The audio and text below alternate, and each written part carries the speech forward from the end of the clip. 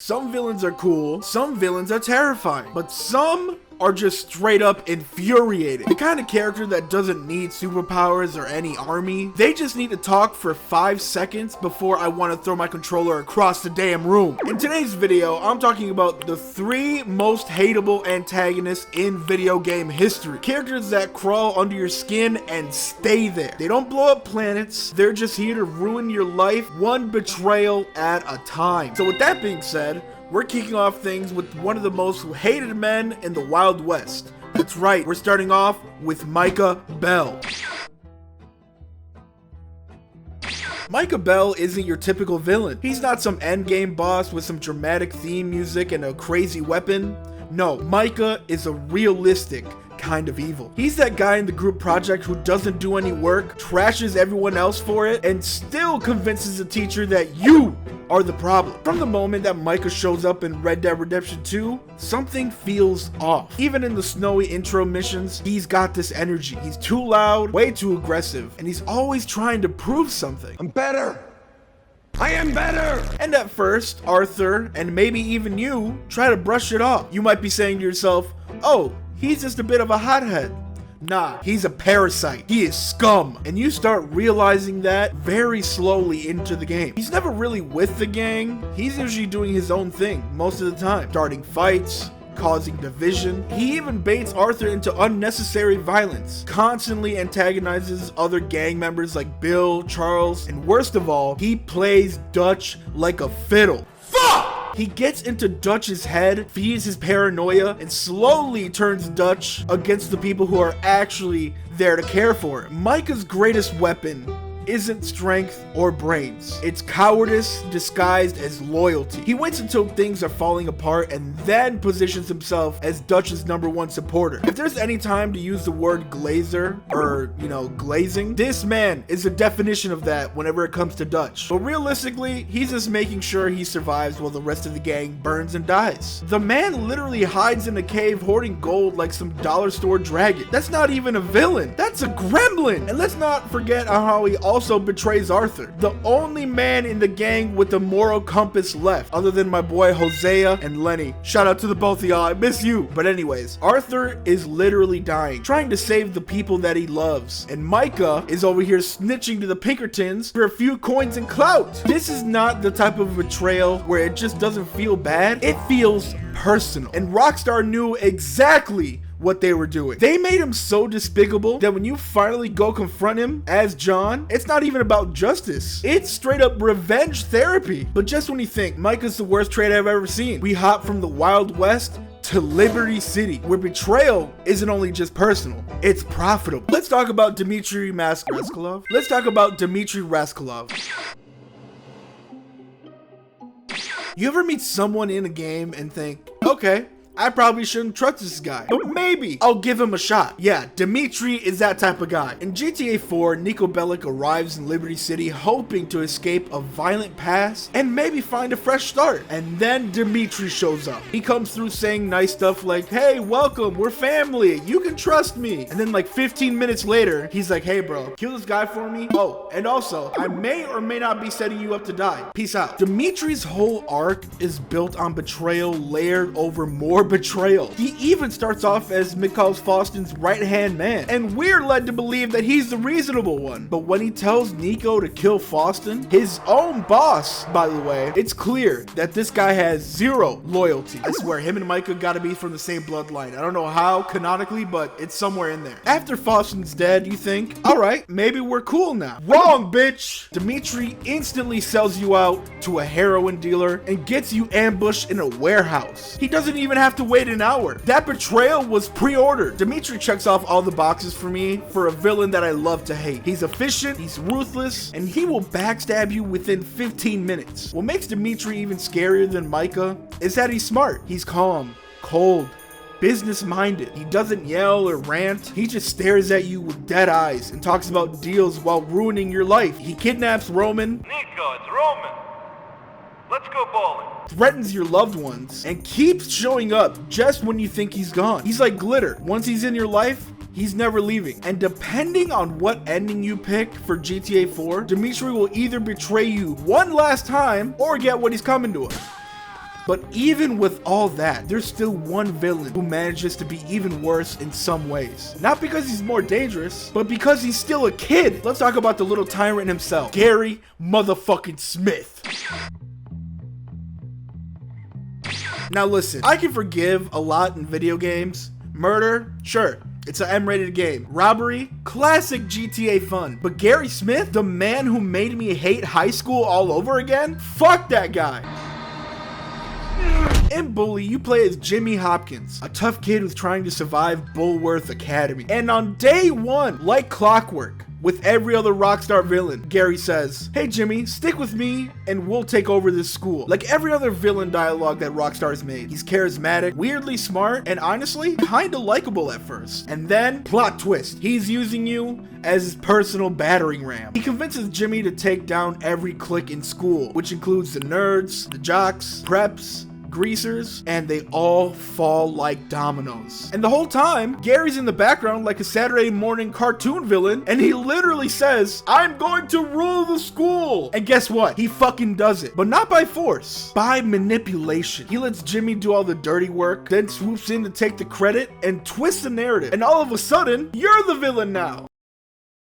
And Gary's the misunderstood genius with the plan. At this point, Gary's starting to sound like Dimitri and Michah had a baby, and this is the outcome. And I haven't even mentioned the fact that Gary has zero motive. He is doing this shit for the love of the game. He's not after money, he's not after revenge, he just wants power. He wants to watch people fight. He's a 15-year-old with a Napoleon complex and a God complex at the same time. How is that shit even possible? You want to know the scariest part? Gary feels real. He's the kind of evil that you would meet in real life. Manipulative, smart, self-centered, dangerous, and still somehow just a kid. That's why even though he's not physically threatening or part of a massive crime ring, he might be the most disturbing out of the three, because Gary's not acting out of desperation or necessity. He is acting out of pure chaos.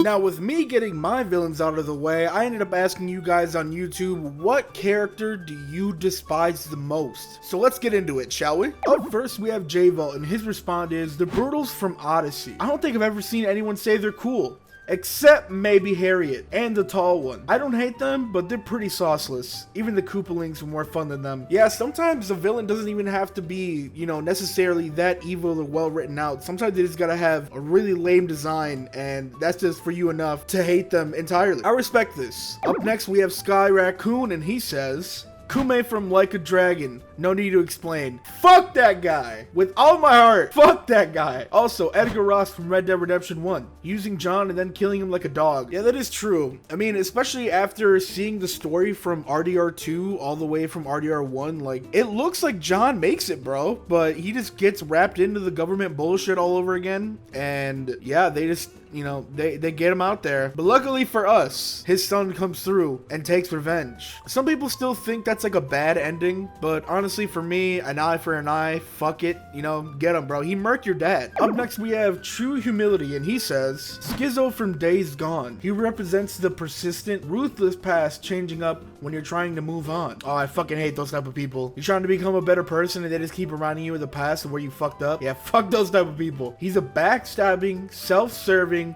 petty motherfucker. And even after being given a second chance, fate played him in for one more fuck you moment. Yeah, I totally understand on, you know, hating a character like this. I feel like Michah Bell has a lot of these type of qualifications as to where Arthur is trying to better himself and trying to help out the gang, but Michah always brings up, you know, just like the past, that he couldn't save certain people, that he fucked up, that the whole Blackwater incident was his fault for some reason, even though it was Micah's 100%. But yeah, I totally understand. Toadette says, Delirium from Binding of Isaac. It's a boss that can be super easy or hard depending on the items that you have, and the worst part is, it can telefrag you. It's been able to do this since the official release of the game, and the devs still haven't fixed it, so I'm led to believe it's intentional. Yeah, just like before, sometimes a villain doesn't have to be entirely evil for you to, you know, truly hate it. It could just be the gameplay mechanics itself. Like for me, I would probably put Silver the Hedgehog on there. He's not even evil. He's just a shitty boss to go up against, so I relate to this one 100%. Up next, we got JTune78, and he says, Dimitri Rascalov from GTA 4. 100% agree. I'm ready to hear this one out. His betrayal to both Nico Bellic and especially McCall Faustin is considered considered to be the worst betrayal in all of gaming in my opinion. Yeah, it's pretty up there. He takes a sadistic pleasure in forcing Johnny Klebitz to kidnapping Nico's cousin Roman, and even sends a photo of Roman as hostage to Nico. And one of the worst things that Dimitri did was sending the assassin to Roman's wedding to kill Nico, but ended up killing Roman instead. I totally agree, 100% on that fact too. Especially when I first played GTA 4 when I was in like middle school. I never really knew video games could have that much of an impact on my life until I got that ending. I have never been more upset in my life. Even though Roman was not his intended target, sadistically laughs and taunts Nico about it though. He says, "I laughed when I heard that Roman was dead."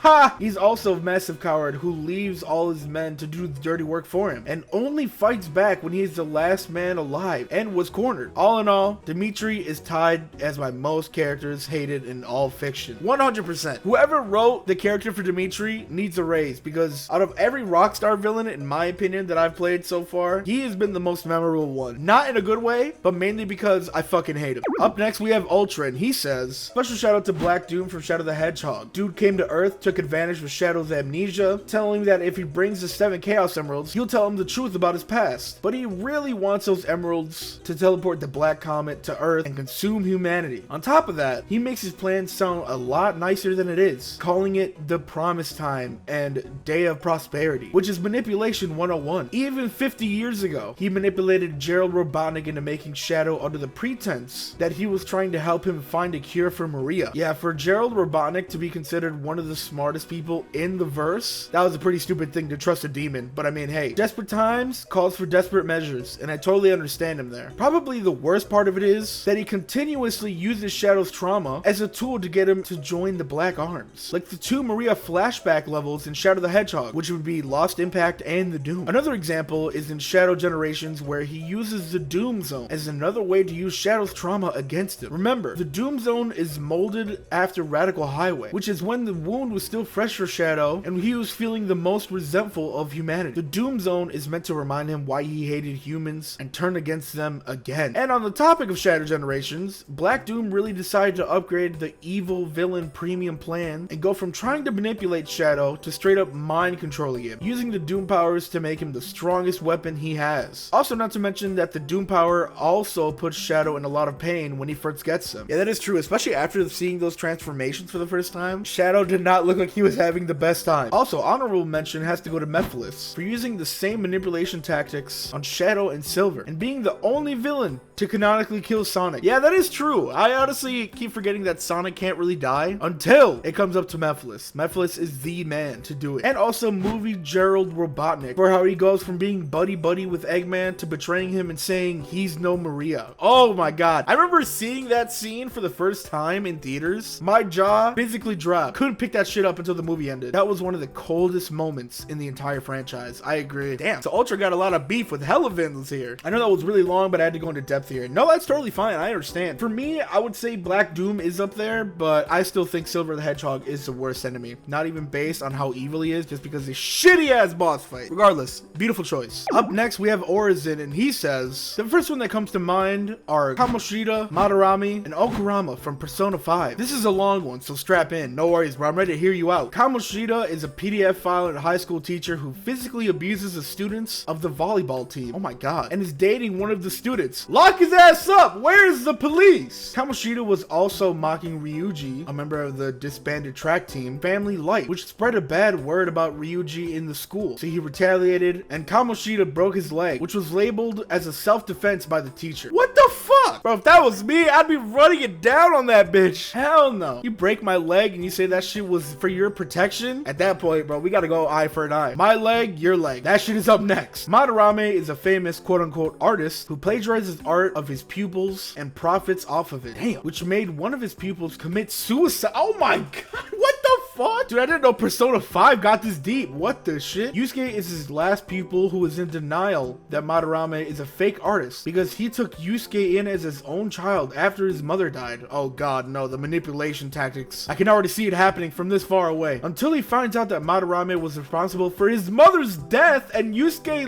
leaves to stay at the school's dorm. What the fuck is going going on in that school? Where are the parents? Except his, but Jesus. And last but not least, Okurama. Okurama is the CEO of Okurama Foods, a family fast food organization. He overworks his workers and treats them like machines. So if they break, they have no use for him anymore. God damn, he sounded like Jeff Bezos right now. Jesus. He has a daughter called Haru, a high school student, who he treats as an object and manipulates into marrying an abusive groiper for his own political ambitions. Oh my god. He's also willing to sacrifice her to save himself. Father of the year, ladies and gentlemen, father of the year. And the boss fight is absolutely hot garbage. Like, it's stupid how much I hate that boss fight. Okay, I'm just gonna say this. All three of these people are valid. Get them out, kill them, never see them again. It's over and done with. Valid choices. And up next we have J. Cole Glazer, and he says, also Ollie from Paper Mario the Origami King. The only reason he's evil is because the dude who made him wrote on it, saying that he hopes that Ollie becomes a kind and generous king. Ollie misinterpreted that his creator basically calling him worthless. Oh my god. And so Ollie tried to eradicate all the 2D paper beings, and even tried killing his sister Olivia because she kept trying to convince Ollie not to commit mass genocide. Holy shit. Might be the dumbest villain I've ever seen. Jesus. Paper Mario. I didn't know it got that deep either. But also, being able to hate a villain because they couldn't read, honestly, I relate. Or maybe not even read, just misinterpret the message. Up next, we have J Volt again. He says, never mind, I actually thought of one. Porky from Earthbound. I can't fully explain why without huge spoilers, but research him if you want. At the very least, his end is fitting. Fair enough. I believe you on that. I believe you on that 100%. I've heard nothing good about Porky. He's so shitty that he never became a main character in Smash Ultimate, so that's gotta speak volume. Joaquin says, hard CPU table tennis couldn't keep up with the TrillAG power creep. Yeah, bro. Fuck that CPU. I swear, there's someone behind that paddle sometimes. I finally mastered how to play table tennis, but there are moments where I still lose my shit and lose. John Jockey says, the Deadly Six from Sonic Lost World. I hate these bozos so much for 3 reasons. First off, they're one-dimensional as hell, which makes them a snooze fest and a half. Yeah, sometimes the villain doesn't even have to be that crazy. If this is poorly written, then you just hate them for being even existing. Not to mention how shoehorned they basically are. Secondly, they're basically just poorly motivated with no personalities whatsoever. Luckily, the IDW comics somewhat fix that issue, but not by much. There's only so much that comic books could do nowadays, but at least they tried. And lastly, every single one of them aren't even that interesting. Zavok is dead-ass Bowser, but worse. Zor is literally just an emo dude. Xena is just a sassy dunce. Master Zik is out here acting like he knew Master Shifu. Zamzam is just a fat dude who loves food. And Zaz is just a failed attempt at trying to be savage. Could you tell how much I despise these guys? Yeah, it's actually pretty interesting you say that, because I still think that same way, but with Silver the Hedgehog. I know I keep slandering Silver, but goddamn, bro, I cannot let that boss fight go. And the last person is Lyrith, and they say, Akko's from Xenoblade 2. I just don't like his attitude, and now he acts like a brat. Yeah, sometimes it just has to be that simple. That's how I feel about Charmy the Bee. Charmy might be, you know, a cool, go-lucky kid, but damn, are they annoying as shit. So let's recap. Michah Bell is greedy, gutless, and loyal to nobody. Dimitri, he's strategic, cold-blooded, and professionally evil. Gary Smith, the blueprint for every manipulator you've ever met. And he's not even old enough to drive. These are villains that made me feel something real. Not fear, not admiration, but pure, unfiltered rage. And honestly, that's good writing. Let me know in the comments who was the villain that you love to hate. Did I miss someone even worse besides these 3? And if you enjoyed the video, make sure you leave a like, subscribe, turn on post notifications, because that should really do about the channel, and it means so much to me. And as always, a huge shout out to everyone that is a current member on my YouTube channel. The extra support really means a lot, and I cannot thank you enough. With that being said, hope you all enjoyed the video. Have a great rest of your day. Stay healthy, stay safe, stay hydrated, and I'll catch you all in the next one. Adios.